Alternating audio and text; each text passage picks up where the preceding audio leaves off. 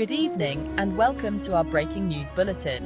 We have some major developments in the political landscape of Pakistan. The Pakistan Muslim League Nawaz, PMLN, has filed a petition in the Supreme Court, challenging its own verdict on reserved seats. The party is seeking to disallow the Pakistan Tehreek-e-Insaf, PTI, from receiving its share of reserved seats. The federal government has announced plans to ban the PTI, citing illegal foreign funding and violent protests.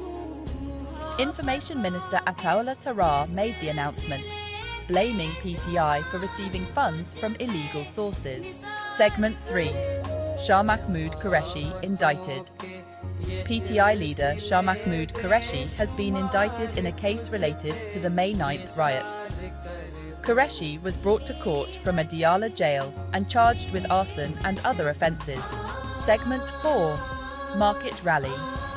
The Pakistan Stock Exchange has seen a significant increase in points, gaining over 1,000 points due to the new IMF deal. The benchmark KSE 100 index rose to 81,306.16 points, up by 1.70%. Segment 5. Security alert.